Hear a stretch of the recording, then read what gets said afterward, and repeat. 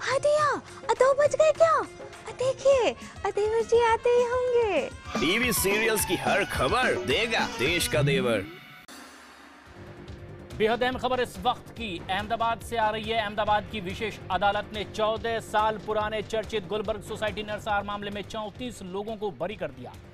28 फरवरी 2002 को Godhra railway station पर Sabarmati express के S6 कोच में 59 यात्रियों को जिंदा जलाए जाने के बाद अहमदाबाद की गुलबर्ग सोसाइटी को निशाना बनाया गया था और उस मामले में लगातार सुनवाई चलती रही। आज कोर्ट का फैसला आया जिसमें कुल आरोपियों में से 34 को बरी कर दिया गया है। इस हमले में पूर्व कांग्रेसी सांसद एहसान जाफरी समेत 69 लोगों की हत्या कर दी गई थी। लगातार देश और दुनिया की नजर थी कोर्ट के इस फैसले पर जिसमें 34 लोगों को कोर्ट ने बरी कर दिया है। इस मामले में जांच कर रही एसआईटी ने 73 लोगों को गिरफ्तार किया था और 34 लोगों को बरी कर दिया गया है। बेहद अहम खबर इस वक्त की, एक ऐसा केस जिस पर देश और दुनिया की नजर बनी हुई थी कि आखिर कोर्ट क्या फैसला सुनाता है। सबसे अहम बात, इस पूरे मामले में न्याय की उम्मीद लगाए बैठे तमाम लोग इंतजार कर रहे थे फैसले का। 34 लोगों को इसमें बरी किया गया है। एक लंबी सुनवाई का सिलसिला चलता रहा। 28 फरवरी 2002 को गुलबर्ग कांड हुआ और ऐसे में जबकि 338 लोगों की गवाही हुई, ये फैसला 34 लोगों के बरी किए जाने का। हमारे political editor Amitabh Sinha phone line पर मौजूद हैं। अमिताभ, प्राथमिक तौर पर जो खबर आ रही है 34 लोगों को बरी किया गया है, किस तरह से इस पूरे फैसले को देखा जा रहा है, क्या कुछ और आना बाकी? देखिए, भी काफ़ी 50-60 लोगों का मामला था इसमें और गुलबर्गा सोसाइटी एक ऐसा केस था जिसमें तमाम लोगों को घसीटा गया था और कई लोगों पर केस मुकदमे दर्ज हुए थे और लंबा मुकदमा चला है। तो कम से कम 14 साल के बाद ऐसा फैसला आया है। अब गुलबर्गा कांड में कुछ 11 लोगों को दोषी ठहराया गया है। 34 लोगों पर कोई कार्रवाई नहीं करने की बात की गई है। उनके खिलाफ कहा गया उनके खिलाफ साक्ष्य नहीं है। तो अभी धीरे धीरे जैसे रिपोर्ट आ रही है आपको धीरे धीरे मामला और साफ होता जाएगा। आपको याद होगा इस मामले में तब के मुख्यमंत्री नरेंद्र मोदी को भी घसीटने की कोशिश की गई थी, इनको लाया गया था। तब एसआईटी ने जांच करके ये पाया था कि नरेंद्र मोदी का कहीं से इसमें कोई रोल नहीं है, न योगदान है, न इसमें हिस्सेदारी थी। तो जाहिर तौर पर उनको क्लीन चिट पहले ही मिल गई थी। उनको घसीटने की कोशिश हुई थी गुलबर्गा सोसाइटी मामले में। तो जाहिर तौर पर अब गुलबर्गा सोसाइटी में अंतिम फैसला आ रहा है। 14 साल हो चुके हैं इस घटना को और कई साक्ष्य पुराने हो चुके हैं। तो जाहिर तौर पर जैसे एक कांग्रेस के पूर्व सांसद की मौत हुई थी और उसके खिलाफ तमाम मामले खोले गए थे। तो एक धीरे धीरे जैसे 11 लोग हत्या के दोषी करार दिए गए हैं। तो जैसे जैसे रिपोर्ट आ रही है वैसे वैसे चीजें साफ हो रही हैं और दूध का दूध और पानी का पानी जो कहते हैं न्याय की भाषा में वो होने जा रहा है। लेकिन जो प्राथमिक तौर पर लाइनें कोर्ट की ओर से इस पूरे फैसले में आ रही है कि साजिश के तहत इस पूरे घटनाक्रम को नहीं देखा जा सकता, क्या कुछ और कहा गया इस लाइनों के? देखिए, इसमें दो चीज है। सबसे पहले कहा गया है सबूतों के अभाव में 34 लोगों को बरी किया है कोर्ट ने, और ये भी कोर्ट ने अपनी ऑब्जर्वेशन दी है कि साजिश के तहत घटनाक्रम नहीं हुआ था। यानी ये कहना है कि जो भी हुआ था स्पॉन्टेनियस हुआ था और एक जो भीड़ का हिस्सा था उसमें हुआ था। इसके पीछे कोई साजिश रच के ये गुलबर्गा सोसाइटी में आग नहीं लगाई गई थी, क्योंकि गुजरात के जो दंगे थे वो काफी बृहद पैमाने पर हुए थे और काफी नुकसान हुआ था। गुजरात की छवि को भी काफी धक्का लगा था और तब के मुख्यमंत्री नरेंद्र मोदी पर भी काफी सवाल उठे थे इन तमाम मामलों को लेकर। तो जाहिर तौर पर अब जब कोर्ट का फैसला आ रहा है तो तमाम चीजें सामने आ रही हैं। तो इसमें ये जब कोर्ट ये कह रहा है कि साजिश के तहत घटनाक्रम नहीं हुआ था, तो जाहिर तौर पर एक अंतिम फैसला है कि जो हुआ था दंगों का हिस्सा था, इसके खिलाफ लोगों ने साजिश नहीं की थी। हालांकि 11 लोगों को अभी इस मामले में सजा सुना दी गई है। दोषी पाए गए हैं 11 लोग, 34 को बरी कर दिया गया है। लेकिन कोर्ट के बाहर बड़ी सुरक्षा बंदोबस्त को भी तैनात किया गया है।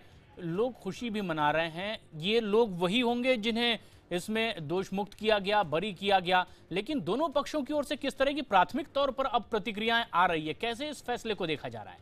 देखिए, जाहिर तौर पर एहसान जाफरी जो पूर्व कांग्रेस के सांसद, उनकी पत्नी ने लगातार इस मामले में कोर्ट में गई है, सुप्रीम कोर्ट तक मामला गया है, तमाम केस मुकदमे इस पर चलते रहे हैं। तो और लगातार सबकी नजर भी थी। आप बने रहे हमारे साथ। जनक दवे हमारे सहयोगी अहमदाबाद से इस वक्त हमसे सीधे जुड़ रहे हैं। जनक, क्या कुछ और कोर्ट के फैसले में कहा जा रहा है? देखिए, अभी तक जो कोर्ट से जो अनाउंसमेंट किया उसमें 11 लोगों को दोषी पाया गया है 302 के तरह, जबकि 12 लोगों को लेसर पनिशमेंट, मतलब कुल मिला के आप देखें तो 23 लोगों को दोषी पाया गया है, जबकि 34 लोगों को उन्होंने सबूतों के अभाव में बरी कर दिया है। क्वांटम ऑफ पनिशमेंट बाद में सुनाई जाएगी। कोर्ट ने जो दोषी पाए गए हैं उनको एक मौका दिया है कि वो अपनी बात रख सके। तो जो बड़ी बात कह सकते हैं कि लेसर पनिशमेंट में 12 लोगों को रखा है। साथ ही में एक बात यह है कि कोर्ट ने साजिश के तहत घटनाक्रम हुआ था ये बात मानने से इनकार कर दिया है कि 120B जो उन पर लगाई गई थी उसके तहत उनको साजिश के तहत मामला नहीं बनाया। 302 का मुकदमे के तहत कार्रवाई शुरू थी, जिसमें जनक हम चाहेंगे कि सिलसिलेवार तरीके से आप बताएं, कोर्ट ने जैसे ही फैसला सुनाना शुरू किया किन किन चीजों का उल्लेख अब तक साफ तौर पर किया गया। अपने सहयोगी से हम एक बार फिर जुड़ने की कोशिश करेंगे। बेहद अहम फैसला जिस पर सभी की निगाहें थी गुलबर्गा केस में। जनक हमारे सहयोगी लगातार जुड़े हैं। जनक हम चाहेंगे कोर्ट ने जो फैसला सुनाया किस तरह से सिलसिलेवार तरीके से बिंदुओं को सामने रखा गया है, बताएं। देखिए, पूरे घटनाक्रम को देखें तो 11:15 के आसपास जो आरोपी थे, 9 आरोपी पिछले 14 सालों से जेल में थे, उनको जाब्ते के तहत यहाँ पर लाया गया, प्रोड्यूस किया गया, उनकी हाजिरी कोर्ट के सामने रखी गई। उसके बाद मजिस्ट्रेट आए और उन्होंने सीधी बात रखी कि उनका जो एंटीसिपेशन है इसको लेकर, जजमेंट को लेकर वो प्रोनाउंस करने जा रहे हैं, और जो जितने वहाँ पे आरोपी थे वो तमाम आरोपी वहाँ मौजूद है कि नहीं, इस बारे में उन्होंने हाजिरी उनकी दी। और उसके बाद सिलसिलेवार उन्होंने जजमेंट सुनाना शुरू किया। सबसे पहले उन्होंने 34 लोगों उन आरोपियों के नाम बताए जो इसमें बरी किए गए, उनके खिलाफ सबूतों का अभाव था। एसआईटी जो स्पेशल इन्वेस्टिगेशन टीम जो सुप्रीम कोर्ट के निर्देश पर बनी थी, उन्होंने एसआईटी ने जो जांच की उसमें उन आरोपियों के खिलाफ कोई पुख्ता सबूत नहीं पाए गए थे। उन सबूतों के अभाव में उन 34 लोगों को बरी कर दिया। जबकि उसके बाद मामला आता था 302 का मुकदमा। कोर्ट ने बीच में ही कह दिया कि वो साजिश के तहत ये घटनाक्रम हुआ था, उस बात को मानने से इनकार रही है। कोर्ट नहीं मान रही कि साजिश के तहत गुलबर्गा सोसाइटी जलाई गई थी। ये कोर्ट का जो ऑब्जर्वेशन था वो काफी अहम रहता है, क्योंकि जिस तरीके से इन्वेस्टिगेशन या अब तक आरोप लगते रहे थे, ये इस तरीके था कि साजिश के तहत गुलबर्गा सोसाइटी को आग लगाई गई थी और लोगों को जिंदा जला गया था। तो ये बात मानने से कोर्ट ने सिरे से खारिज कर दिया कि कॉन्स्पिरेसी इस मामले में नहीं बनती। हालांकि घटनाक्रम बेहद जघन्य था, घिनौने थे, नरसंहार, इसके चलते 302 का मुकदमा जरूर बनता है। ऐसे में 11 लोगों के सामने जो सबूत है एसआईटी ने उनके खिलाफ इकट्ठा किए थे, इसके पहले जो 11 चार्जशीट उन आरोपियों के खिलाफ दायर की गई थी, उन तमाम सिलसिलेवार आरोपों को देखते हुए कोर्ट ने माना कि इन 11 लोगों पर संगीन मामला लगता है, 302 का, लोगों को जिंदा जलाने का, लोगों को मारने का। ऐसे में उनको कैपिटल पनिशमेंट दी जाए नहीं, उस क्वांटम को लेकर उनके जो वकील हैं उनसे बहस चल रही है। लेकिन 11 लोगों को उन्हें 302 के तहत दोषी पाया गया, जबकि और 12 लोग थे जिनको इंस्टिगेशन या कहीं मोब को उकसाने का मामला या साथ में रहने का मामला जो आता है, उस तरीके से कोर्ट ने माना उनको लेसर पनिशमेंट का क्राइटेरिया उन्होंने साफ नहीं किया। हालांकि उनको अब मौका दिया जाएगा। अमूमन आप जैसे देखते हैं कि जब भी प्रोनाउंसमेंट इस तरीके का होता है तो क्वांटम सुनाए जाने से बने रहे हमारे साथ। जाकिर जाफरी की भी प्रतिक्रिया इस वक्त आ रही है। ठीक है, चलो आप इधर सामने जाके बोल लेना। रिकॉर्डिंग दबाओ जो बंदा रेडी रोल। जैके जी, 2002 के गुलबर्ग हत्याकांड में जो कोर्ट का फैसला आया है उसमें 36 लोगों को बरी किया गया है, 24 लोगों को दोषी ठहरा। क्या कहना चाहेंगे कोर्ट के इस फैसले को? वो तो मुझे खुशी हुई कि 36 लोगों को उन्होंने जो दोषी ठहरा है, लेकिन जो दूसरे 36 लोग को जो उन्होंने नहीं दिया उसके लिए मेरे को फिर ऊपर आगे और सोचना पड़ेगा, ख्याल रखना पड़ेगा। क्या करूं? नहीं